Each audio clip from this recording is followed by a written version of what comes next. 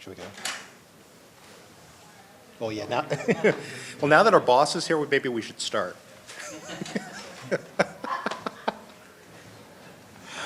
So welcome, everybody. My name is Brandon Muramatsu. I'm pleased to be here with Jeff Merriman and then Cole Shaw. We're going to be switching off during the presentations. I'll start off, hand it over to Jeff. Cole will do some demos. We're going to go for about 15 minutes with sort of prepared presentation, kind of giving some of the background of the way we've been thinking about this problem of tools and how do you support the authoring and delivery of course materials if you don't want to put everything into a single particular platform or want to be able to deliver to multiple platforms. This is some of the work that's been going on actually in our group for quite some time now. And more recently, the last couple of years, we've been focusing very specifically on content, assets, and things to support our MITx and edX instances and things that we can also do to support OpenCourseWare. So here's sort of the general problem. Our faculty and MIT as an institution is investing very heavily in content. This is something we've actually been doing for quite some time now. But as we moved into offering MOOCs, we're spending an even larger amount of time and effort both producing course materials, producing videos, editing videos, creating assessments, doing all of the individual pieces and parts that go into these courses.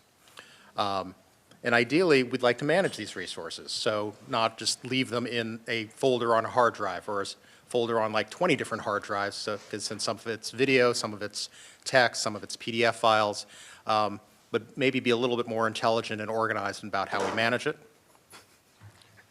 And our solution and the way we want to approach this problem is something that has to support what we're doing with edX and MITx, also the things we're doing with OpenCourseWare, and then hopefully the things we will be doing on campus with our residential courses and other activities like projects in India or in Vietnam or other countries, so we can take and reuse the resources and assets either as a course as a whole or individual pieces and parts. And I guess lastly, we don't want to be doing this in a way where it's a single monolithic fixed solution, but something that can expand and extend to other technologies as they come along, to different products. So we'll be doing this initially for delivery through edX and through OpenCourseWare, but should MIT change its learning management system, we'd like to be able to move the content and assessments and activities into those systems as well. This is a very simplified and maybe accurate or maybe not accurate view of the way we've been going about doing these things. So we've got an MIT course, faculty do the production for it, and then it becomes a course that's delivered through our learning management system, perhaps just used in the class itself, and perhaps used on a separate course website. Separately, we take some of those same course materials that once they've been produced, we take them, we run them through our OCW production process. We go through, we clear the intellectual property, make sure that we can actually release these materials under our Creative Commons license. Whole production workflow produces out through OpenCourseWare, and then we've been doing the same thing to produce it out through MITx and then edX. Here's one way of thinking about the possible future. So let's take all of that course input on the beginning and be able to then use it in multiple ways. So instead of spending quite as much time as we have been doing to produce and recast and rearrange materials each time for each different output, let's kind of do all that work up front and then figuratively push a single button to push it out to OpenCourseWare, push it out to edX, or whatever new system might come about. I'm going to hand it over to Jeff to talk a little bit about our proposed solution. So the direction we've been taking for a few years now is to define and build out software services to support persistence and management of educational content and related data around educational content. This is based on a bunch of work that we've been doing with folks, various faculty, and projects at MIT, including Richard and Safe here, and Shannon, the physics and relate team, who've actually been speaking about their work at the conference as well. To try to get ahead of the curve and really be thinking about how can we better facilitate management, reuse, sharing, et cetera, of all these various elements. When I say service, I mean what we tend to call headless services. So software services with no native UI. Our goal is to expose these, the functionality for asset management via whatever happens to be the popular important technology of the day, whether it's language-specific APIs, RESTful interfaces, what have you. These things change over time. And then developing some key applications that use these services so we can actually deliver some applications to seed the environment and provide examples for what we'd hope to be a growing software developer community at MIT. And that started in a couple areas already. So this thing that we're sort of calling the Backstage Service Suite, we've been focusing on sort of 4 core areas of content. One that's extremely important, particularly with the kinds of authoring activities happening around MITx, is assessment. Assessments are kind of special. We have a special model for how we manage assessments. Assessments have items. Items have questions and answers. Items want to live in assessments. Assessments are offered. Assessments are taken. We have data around all of that. Data about usage in edX courses, data like Dave and his team are creating as they inspect usage of assessment items to create item response theory, to run item response theory algorithms and get data from that. And we want to be able to manage assessments in a way where all that data could eventually allow our faculty to reuse and find out how effective assessments were in the context that they were used.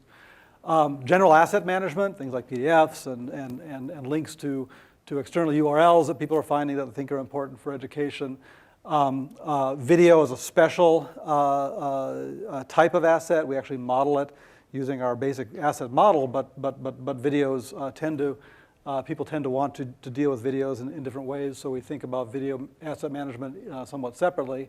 And finally, and actually the project that is most far along right now with us is management of learning objectives.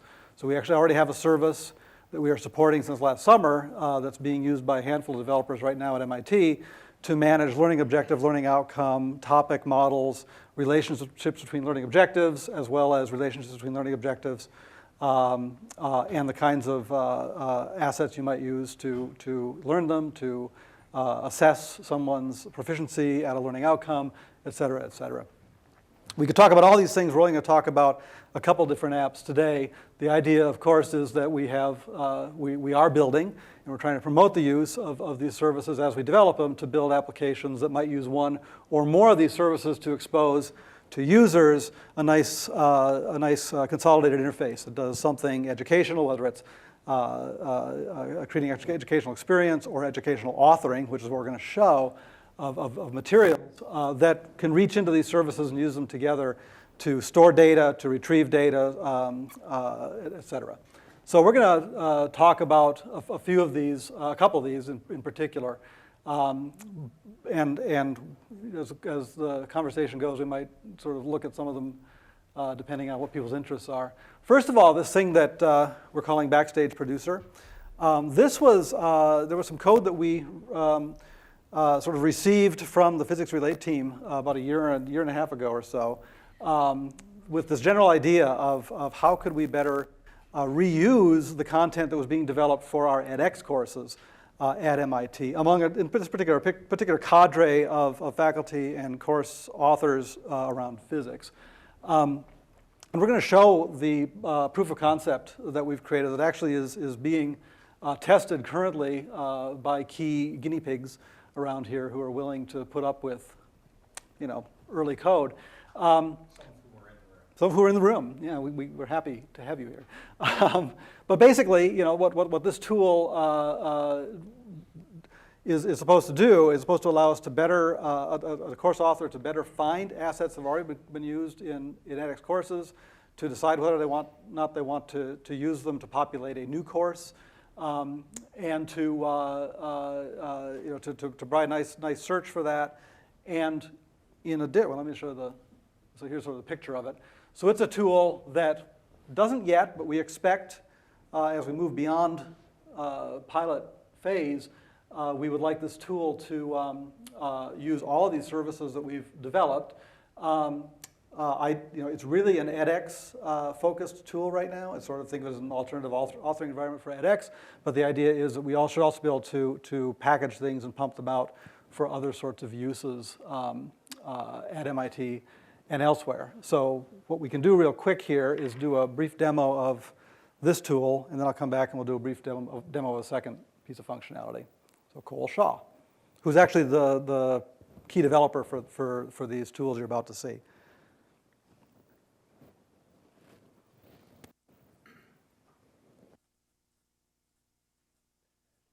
is what happened yesterday in this room when someone tried to do a live demo. The OLI folks couldn't get their browser to show up in the thing. Really? I know exactly what you feel like right now. Yeah, Norm had the same problem yesterday. Same problem. So my guess is this is not going to work. So you can't get the browser to show up? I don't know. What was the secret yesterday? Skip the live demo, right? Exactly. Skip the live demo. I did an elaborate pantomime. Drag and drop, drag and drop. Why don't you talk assessments? I'll talk about assessments. I don't know what happened. Huh. We'll have a highly But, trained developer trying to figure this out. Yes, I will fix the room. Over the screen. Yeah, just I turn know. the laptop around. There you go. A few too many people It's for worse that. on the laptop then. Yeah, it is. Yeah, it's like, Breaking small tubes. Huh. Yeah. Live stream. Give it a couple more seconds here.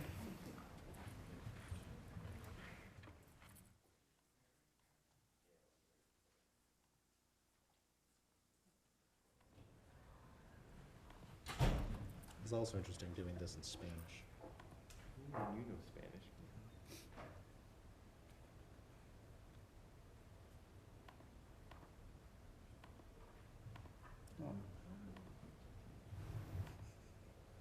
Okay, we're eating into prime discussion time, so let me just introduce the second thing, and then we can.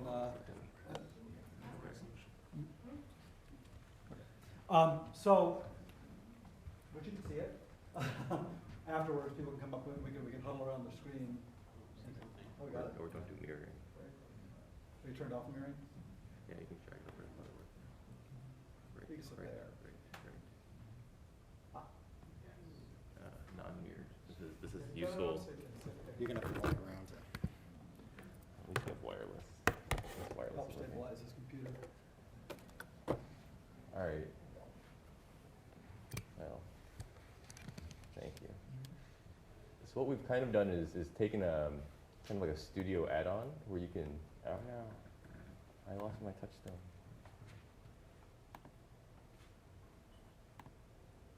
You can essentially import and export classes from Studio into an interface where you can pull things from other MIT classes that have been uploaded into the tool and put them into your new class.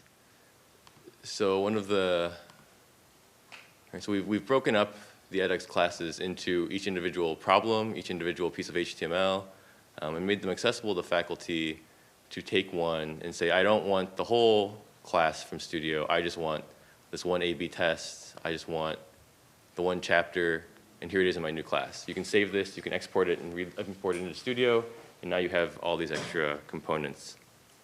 One of the other things that people have asked for is to be able to search classes. So let's say I know that in my other edX classes I've done a problem about, I have no idea if there's a problem called this in any of these classes. I always use momentum. So there are some questions about Newton's laws somewhere. And you could take this and say, oh, this is the problem that I've used before. I now want to add this to my class, my edX class this time. And we've had a couple of different ways to search by like learning objectives, but they're currently being tested out. Why don't you stay up there? I won't show the slide necessarily for the next thing. But so, this tool, again, proof of concept, it currently isn't looked into any of the services that we've developed. Cole has factored it, so it's ready to. Sure. And but we've spent a lot of time now this summer in developing what we're calling an assessment service, primarily for assessment management, all things I talked about earlier. So that is going to be the first piece of sort of integration that we're going to be attempting with this tool. So take the basic UI, take out the bits that are sort of dealing with the edX XML structures directly, and actually deal with a live interactive service where we can begin to store and manage assessments and actually have a richer set of data around assessments. We're not ready to show that, but one of the things that Cole has started to do is to begin to look at, well, the service we're developing not only allows for management and searching and retrieving of content, it also supports authoring of assessments. It actually also supports taking of assessments. In fact, we have a project we're doing with Mass Community Colleges. We're going to use the service directly to embed assessments in Blackboard and other environments at the Mass Community Colleges.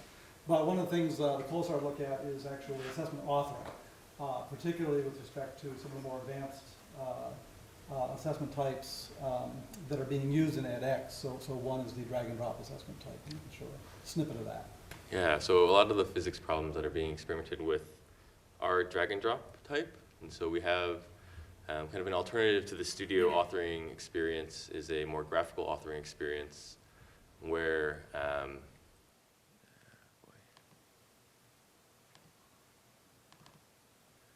you can directly kind of manipulate your drag and drop problems instead of having to figure out XML and like exact pixels of where things are located. You just kind of draw everything out. You assign your solutions, and this will spit out the edX XML to you that you copy and paste in your course. So in the future, we can imagine this being combined with the other tools where you just author things directly into your course if you have new problems or new assets. And I guess where this spits out at XML, we can also see spitting out QTI or some other format Right. to put it into a different system. Yeah, that was part of the goal of this, was to not be wedded to one particular platform, one particular sort of format for integration, but to be ready and to support anything that might come into our environment. So that's sort of some general snippets of kind of what we're working on software-wise. That's our presentation. What we really wanted to do was sort of talk with you guys about sort of what issues are we all running into as we develop these, what are becoming pretty vast amounts of content for our MOOC courses. I mean, I know at MIT we have vast amounts of content. Our physics department in particular, as a unit, MIT already has enough that they want tools like this to be useful, to support collaborative development of courses. In general, so we're hoping folks might talk about sort of what you're doing in this space. What are some of the challenges that you're seeing as we deal with the platforms in place, then the issues of managing assets. We had a set of We have a set of questions up here. How are you reusing content? How are you tracking data? Does your course include learning outcomes? One of the things we're very interested in are learning outcomes, linking learning outcomes to content, learning outcomes to assessments, and sort of completing a feedback cycle with that.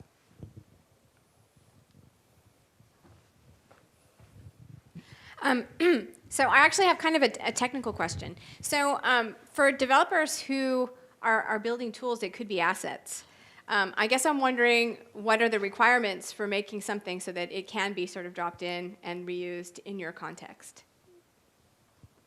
So developers who are developing tools that are like interactive widget sort of things, or assessments? So just as an example, so my group, we're developing the software that can host small group collaborative learning activities. Mm-hmm.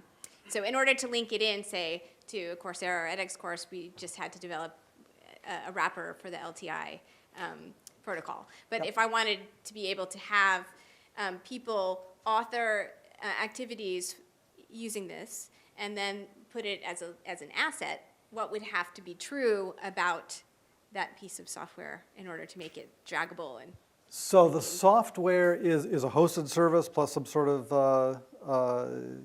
like JavaScript widget, or how does it all work? It's not JavaScript, it's Java. So I guess what I'm wondering is, well, maybe an easier thing from your side is just to say, like, what would it have to be JavaScript? I mean, so what does it have to, what has to be true about those assets in order for them to be So one of the things we're doing with the assessment service in particular is we are also supporting LTI, which is a very convenient way, as you know, to embed these sorts of things. So in that case, we could imagine that what you'd see would be, you know, within Backstage could be something that represents that particular tool. I'd like to use that tool in this context, but also we need to configure perhaps the LTI around that.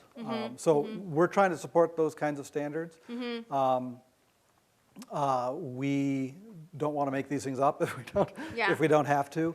I mentioned the project we're doing with the community colleges. LTI is a key part of that because they're using Blackboard. Blackboard supports that.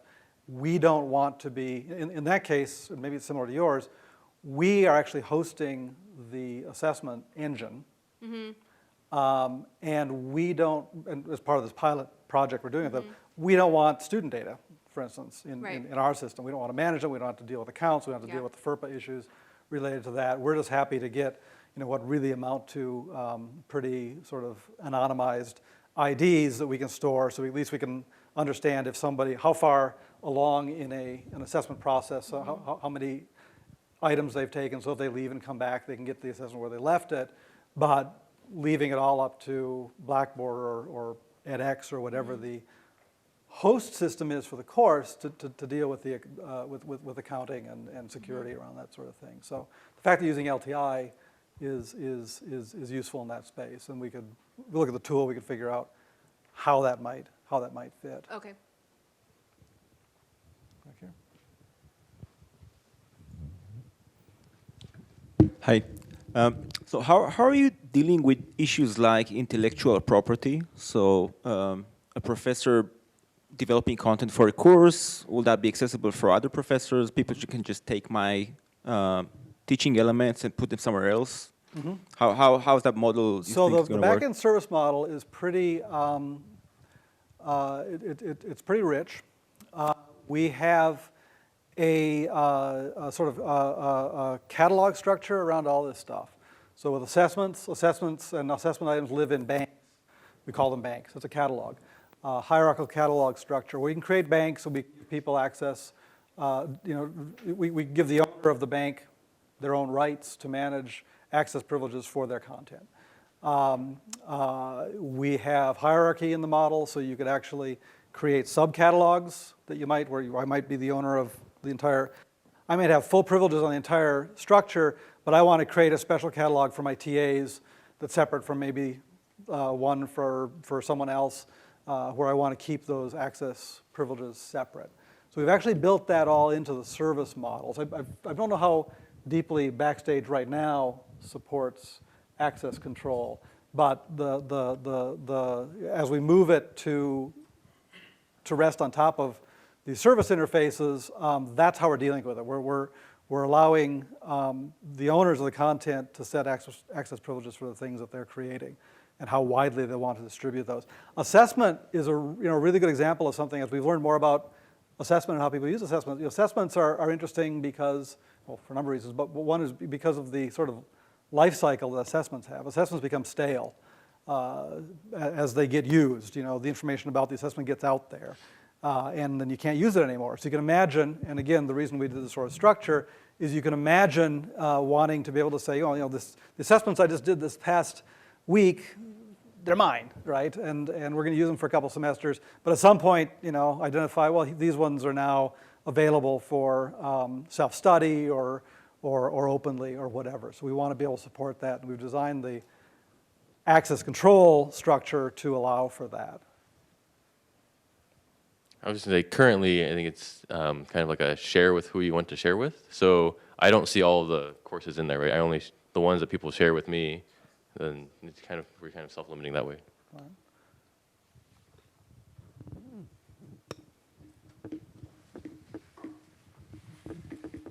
So I did a MOOC on Coursera, and then the people at our Teaching, Learning, and Technology Center decided to port it over to TED-Ed.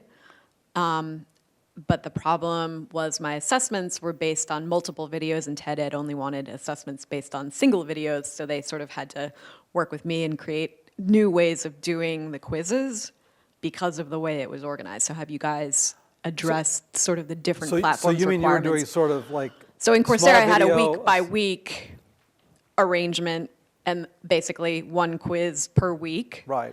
TED Ed wanted questions based on specific videos, and not every video that I produced had a correlating quiz question. So the students went back, figured out which videos correlated to which quiz questions, but then realized some of the videos did not have quiz questions. So have you guys encountered sort of quirkiness in terms of what the platform sort of requires from your... Yeah, well, and we're right now with Blackboard, for instance, and the way they deal with LTI and grouping. So, and I don't know how Coursera works, but is it a notion of assessment, or is it sort of, do you group items into assessments and that sort of thing? Or you just sort of create them and put them where you want them? So we support sort of both those notions. So the idea that you might have an assessment that you just want to stand alone in a particular educational process, or a number of them, back to back. But underneath the covers, we have a number of abstractions around assessment. So items obviously are things that you author that we can see and manipulate and whatever. And items can be grouped into assessments using the terminology that we're actually using in the back end, right? So assessment can have multiple items. It might have other rules about it. You might want to state that an entire assessment supports a particular learning outcome, or tests for a particular learning outcome, that kind of thing. We actually go further, and we say, once you have an assessment, you can create an offering for that assessment, which becomes another object in the database, actually. Here's an offering. An offering has the attributes of, you might have a start time and an end time. You might have other things that indicate that, it's actually in play and can be used by students. And then finally, we model the idea of what we call taken assessments, which are actually, a taken is really a relationship between a student and an offered assessment that captures the data around how that student did. So I think, what we look at in that sort of case, if you had a set of items that you're using in a particular context, and I think edX sort of works this way, where it's sort of a bunch of separate items, and then you wanted to move them to a context where you actually wanted them grouped for some reason, or disaggregated for another reason. That does become an authoring exercise. So somebody will have to go and sort of drag those around, or whatever the UI is for that kind of thing. I think what we're trying to do is to, if you kind of looked at the model, we had like all this stuff on the left, right? And then what we would need to do, in the example of, say, going from edX to Coursera, create like a little plugin on the right?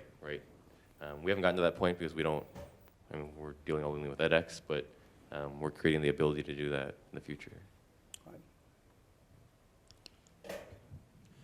To amplify Cole's point just a little bit, so as you were saying, what we've got are the services on the left, models for those services, and each of the things I think everyone's been bringing up is sort of an example of an application.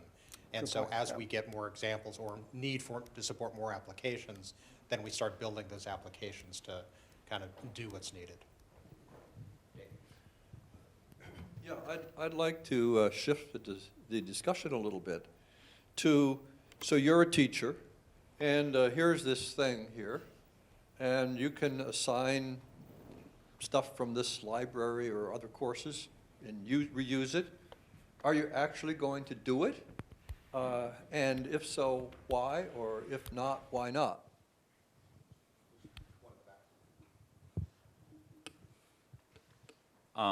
Thank you for that question. I am a teacher, and this is what I've been dreaming about. I think this is a great start. Doesn't quite get to what I think is a global solution in which teachers at many institutions in different platforms can do it. I realize that might be very difficult and might involve technologies we don't yet know that exist, but this is exactly, I think, what lots of us are looking for. We don't want to import a whole MOOC or a whole other course and then make that our own. We want to adopt things that we like in other courses to our own. So I think this is a great idea. I think it's a great service.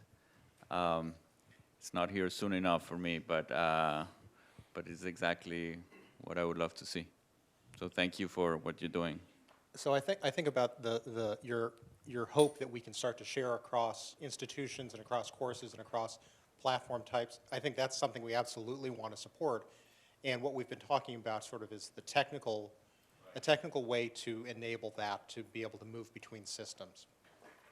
The social or the community aspects of that are just as challenging or even more challenging, I think, that to find institutions and individual faculty at institutions that are willing to share, who have institutional policies that allow them to share those resources, and to be able to do it in a way that sort of everyone's happy with who gets access to what's the currency of the realm for how I'm sharing things back and forth, all of those kinds of things.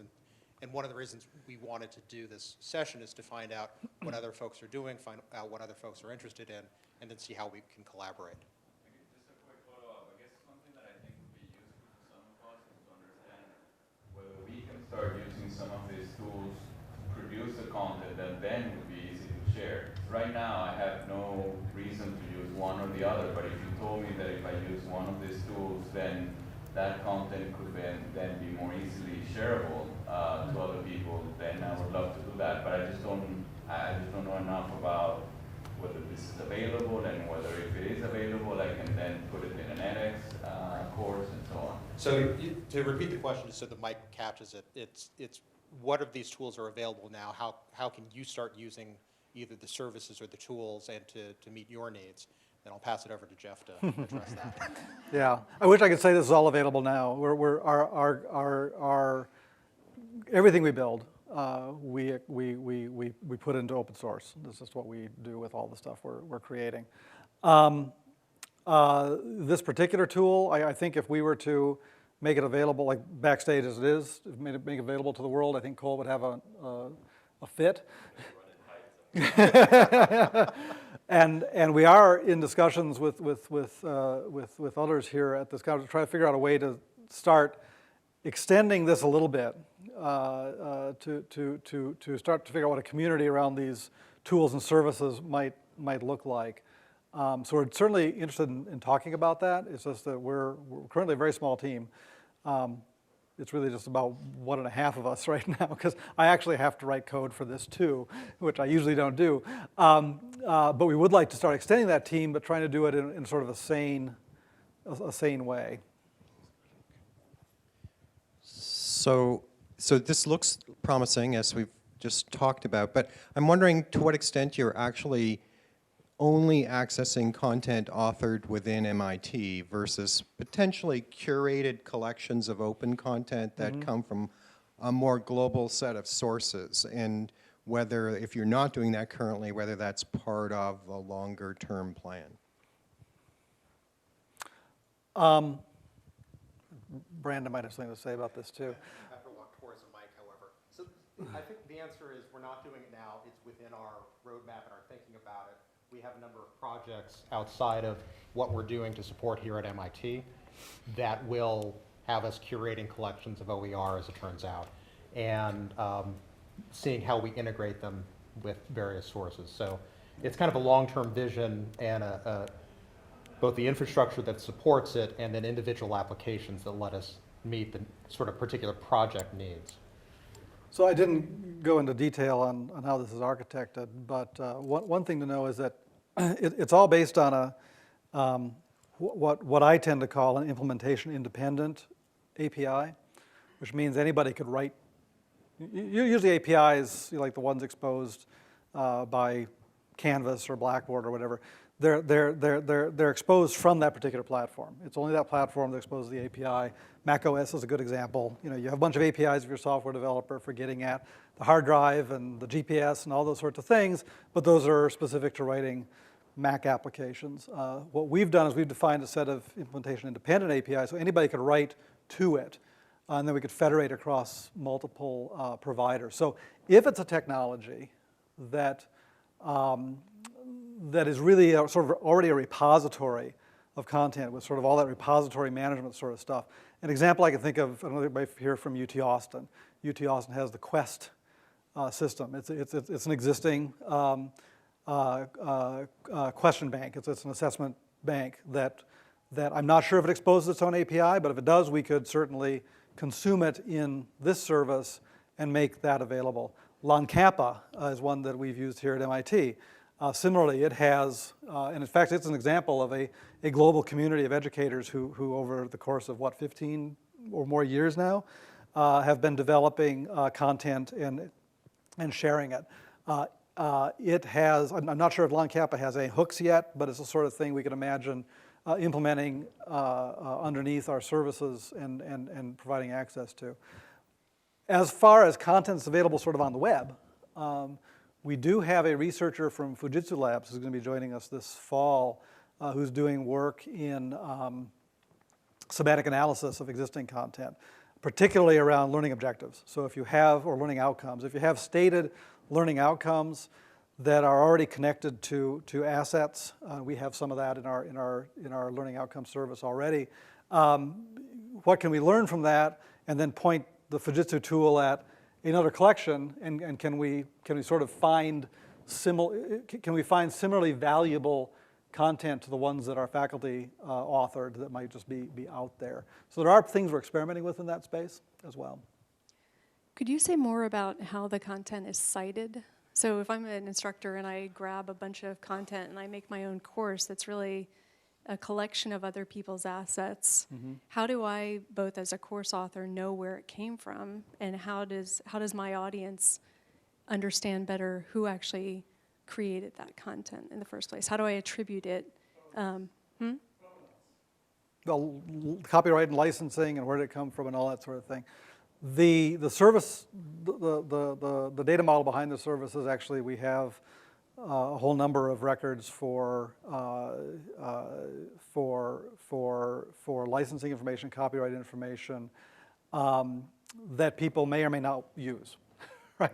So you actually have to author the stuff with that data if you want it to be exposed. And tools that would reach in to get this can look at that and can expose that to people who might be wanting to do sort of remixes. We're not saying anything right now about how you would expose that in your remix. I mean, I think I think as we start to look at our open courseware applications of this, that's where we get into wanting and needing to track that more closely and more clearly, because there's clearly, we need to know the provenance of where we got the materials, what rights do we have to those materials. Right. As we move our production for MITx into a more kind of managed system, we will also need to be doing it for that. It's not a great answer, but we haven't built the application to do it yet, and it is going to be a pain in the rear, as Paul behind you will tell you. So one of those elements could be the Creative Commons, tag for that sort of thing. Now, what you do with that, we're not sort of saying right now. We're saying, here's how you get it, but the tools allow you to remix are going to have to worry about then how do you expose that licensing in a remix. So some of this seems kind of similar to things that exist in other systems, including like content authoring tools like SoftChalk Cloud has something where you can pull it down and you can search by Creative Commons license. Everything is tagged by attribution. There's Explorer and Blackboard, which will actually go out to Merlot and Connections and all those places and grab content and bring it in. There's a product that I just saw the other day that was amazing where you actually filter by Bloom's taxonomy. Obviously, there are limitations if you're just using Bloom's taxonomy, but in terms of doing it instead of looking for a specific objective, you can look for a kind of objective. Right. So my question is, are you exploiting, or have there been discussions in terms of exploiting the things that are already out there, or creating those discussions around the use of, like, SoftChalk is truly an authoring tool, a very WYSIWYG, like, content authoring tool, about how to bring those things in so that when your system, so your system can talk to other systems that are doing the same thing and pulling from not just their repository, but a whole series of repositories. Right. In fact, SoftChalk, we consulted with them years ago when they were starting to do their product. They used an early model early version of our service models when they developed their tool. But again, it's an example of the idea behind trying to do this as a implementation independent sort of way is that we could write a plugin, for instance, for SoftChalk. In the learning outcome space, we're not currently deploying it, but there's a group out in California called CK12 that has done a really nice job of bringing together, they're K through 12, bringing together state educational standards as well as the National Common Core standards and tagging a whole bunch of content that their users are developing with that. They expose a RESTful interface to all that, and we developed a adapter so that we can actually reach through when we're doing stuff in Backstage and get to that if we wanted to. Now it's K through 12, so I haven't put a lot of effort into doing that because at MIT we're not seeing a lot of need from our faculty to use K through 12 content. But it was an interesting experiment for us because we got to better understand that kind of thing. But the vision is not to build these things ourselves if we don't have to, but leverage as much of what exists. But sort of bring it together into a common interface that our community can write to and know that in the back end that federation is happening. Right, I guess think of each of those. So SoftChalk is its own vertical that will allow you to author and export with a common cartridge, which we can then take and import. There is additional information stored within SoftChalk that might be useful to pass on from an authoring perspective, but that's a tool. And if you don't happen to be using SoftChalk, then how are you authoring it? What are all of the other vertical tools that you might take and want to federate it amongst? Right, and from an authoring standpoint, you can author in there and push these other places, but it also pull in content Right. that are authored other places, which is kind Right. of cool. And by the way, your comment about Bloom's taxonomy, so in our learning objective model, which actually helps hold a lot of these things together, we do model cognitive processes and knowledge, what do we call it? Bloom has cognitive process models, and I forget what the other one is. But we have all the Bloom stuff, the Bloom-like stuff in there. Not everybody uses Bloom. We did a project with our own teaching and learning lab where they wanted, knowledge category, that's it, where they wanted to map what they considered cognitive processes, but they didn't want to use the Bloom ones. They just used level 1, level 2, level 3. So we actually have a very flexible way to map different kinds of things in that space if we need to.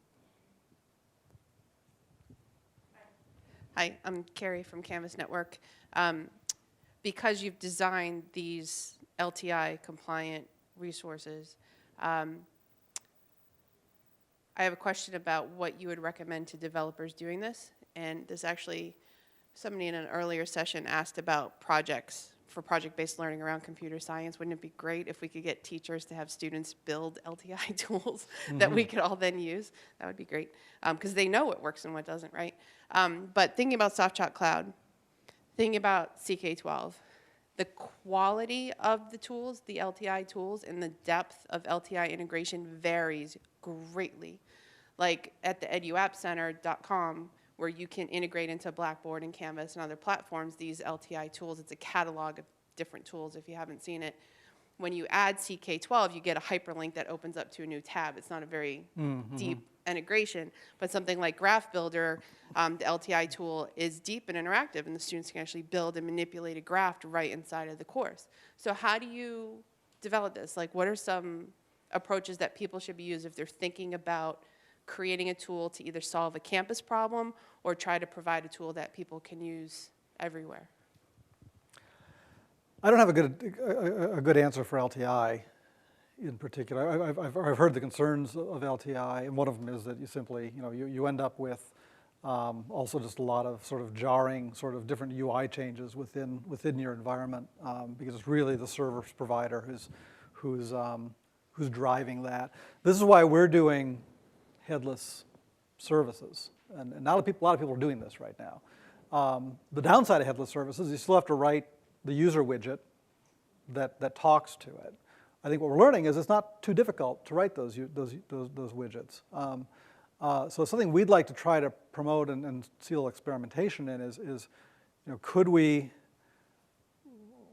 explore a model where we're doing more of writing sort of lightweight, maybe JavaScript or little apps that can embed in an environment, but still take advantage of what LTI allows, which is to deal with, you know, a system of record when you have to for, you know, storing data or mapping student progress or whatever that kind of thing might be. I don't particularly have an answer for that, except It sounds like you're referring a lot to the usability of it as well. Like, you can build something really great on the back end, and what we're seeing with a lot of LTI tools is it's not a great UI. Yeah. Either for the learner experience, where it's not as deep and meaningful of a user experience as it could be, and for the teacher experience, certainly if it's not plug and play, they're not going to use it. So it's got to be drop dead simple. And I'll be honest, you know, our team at the team that I work with at MIT and ODL, you know, we're not UI people.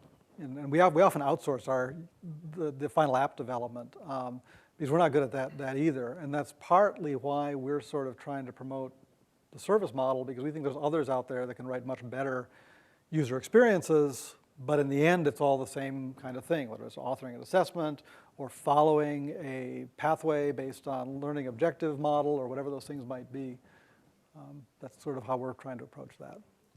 I think one of the ways I think of it is, instead of building a monolithic app or assuming everyone's going to always come to your application or your instantiation and view of how you're doing whatever, delivering whatever, think about how do you let somebody customize that a little bit.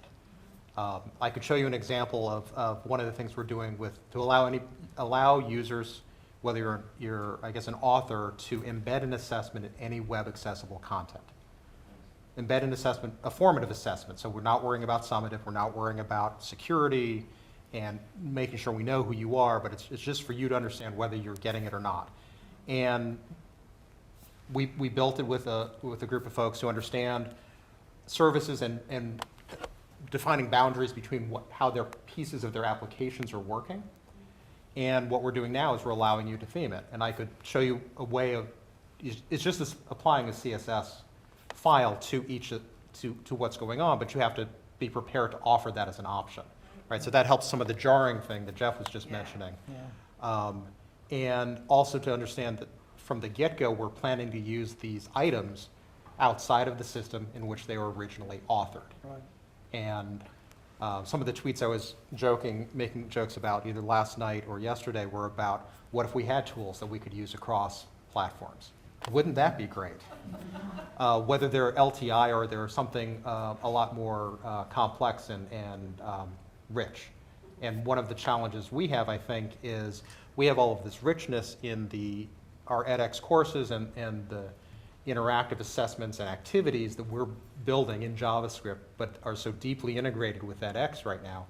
We want to be able to pull those out and use those in our campus LMS, or use them in a way where we don't have to send people through 5 levels of authentication to go into an edX version, which is what these guys have been doing currently, I believe. And it's not thinking you're in a closed system, and this is my only system, but I want to be able to use things elsewhere. To do this right in a way where I think that our users really want it to work, it takes a level of development rigor that most people aren't willing to do. It's really putting those abstractions at all the places they need to be, so you can have all, you can have the control you need. If you're bringing the LTI-like tool into Canvas, you want it to automatically look like a Canvas thing, right? And that can be done. But it means spending a little more cycles in the development piece to put those hooks there. Cycles either, which is really frustrating. I think it's enough to be annoying to a lot of developers, is the problem. Yes. I hold many hats. I'm volunteering, but I'm also like a point person. For my PI, works on an introductory computer science course at UC Berkeley, and this is really, really cool because been trying to figure out how do we get the content outside of the edX platform. And so like you're asking me how else are we doing it? And we have this other system where we're using GitHub to store content, and we're building out XML, like the XML course structure, through edX. Yep. But obviously that's not the right solution because there's so much great content out there that I want to be able to use others. So I guess my real question involves how do I, like, it seems this is awesome, like this is really, really cool, but how can we supply more content to this system, right? So I know I can, if there are 12 courses in there that have shared with me then I can use those 12 courses, but how do we keep pumping in more information? Like, I feel like that might limit what's available for me. Yeah, and you know, the big issue with these kinds of things is we're really good at building these buckets, but then you have empty buckets. Right. Well, exactly, right. And people come and say, this is a great idea, but, oh, there's nothing there. You know, right now, what we're doing and what sort of helped to really jumpstart the Backstage app is that we're doing the same. We're basically sucking stuff from existing edX stuff. We're getting GitHub or Studio. I don't know where we're getting from Studio, or either, right? Please both. As we build out, the first thing we're going to do as we build out the assessment service is we're just going to do the same thing. We're going to suck the existing stuff and put it where it needs to go. We might not have done all the assessment modeling for all the various kinds of things. It might still just be sort of, you know, edX structure blocks for a multiple choice question. And then we can go do a second pass and try to get those multiple choice things where they want to be in data so we can do all the things we want to do for, you know, pumping them out as QTI or whatever we want to do in that space. So, you know, again, we're not quite ready to say, give us your stuff. I think the first step would be if we can get these tools to the point where where you feel comfortable running them at Berkeley, I would say, get your stuff, your own instance, and start loading that. Then worry about federation. Worry about how we make it so that our faculty can see your stuff and vice versa. We don't want to think of, in none of the stuff we're doing do we want to try to create a repository for the world. Nobody wants to manage that, right? Lots of people set out to try and do that. Yeah, you have experience. I am one of them. I've done this in various iterations, including with Merlot. It's a losing proposition. Right. But you can curate for very specific uses for very specific collections. And then we worry about, and if we do it right, we can worry about then how do we federate across those things via apps that can look across various collections. And that's kind of where we want to get to with all this. And sort of one of the blessings or curses, in one level, we get to put a set of blinders on that we want to do this and enable this for MIT, which is a big and complex and distributed system, which also means that many of the models that we design and put into place here will tend to work elsewhere also. And on the other hand, we have this desire and belief in that we should be sharing what we're doing. And so we go out and share the tools, share the thinking and the knowledge. We haven't mentioned, but they could go look at the service models if they were really interested. Yeah, people are interested in the technology, feel free to come up and I can point you to the websites where you can. The service models aren't simple. They aren't just simple, you know, get and post things with giant gobs of data. And part of the reason for that is that we want to design what we're doing to be as transactional as possible. And we're pushing the developers who are writing apps to these things to write them transactionally. So instead of taking an entire set of content in and then dealing with it and then trying to publish that whole set of content back, we're sort of trying to look more at the sort of Google Apps sort of model where you can imagine having a lot of people working in an environment where we're all authoring assessment items and attaching them to assessments. If you're doing that in bulk, the issue, you run into issues of synchronization and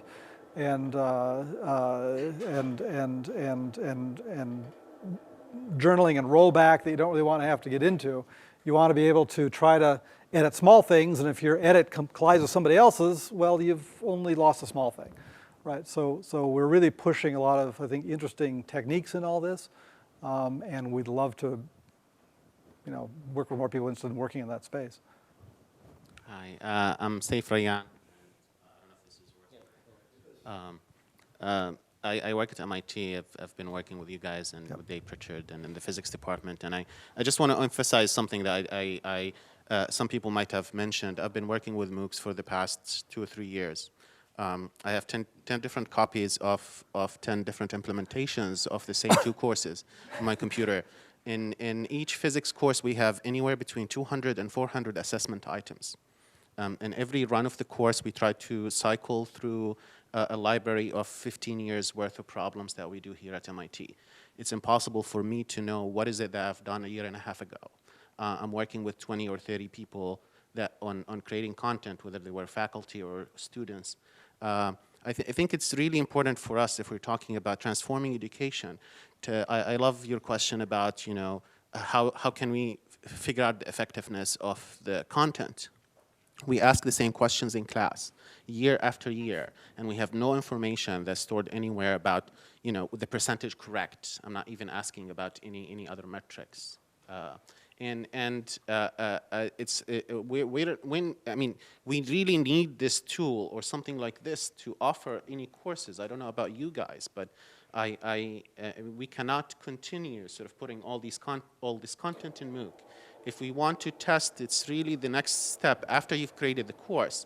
A lot of the people that I've talked to, they describe the process of creating a MOOC as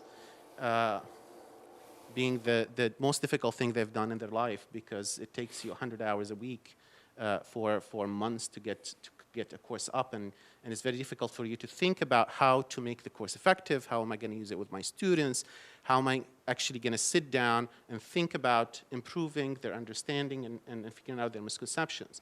So I'm just a big fan of this work, and I think that everyone who's taught a MOOC and is thinking about running the MOOC a second time should really push for something like this, and I'm your biggest fan.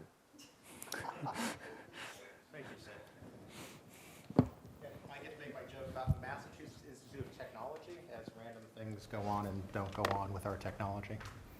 Although he's driving some of it right now, to be fair.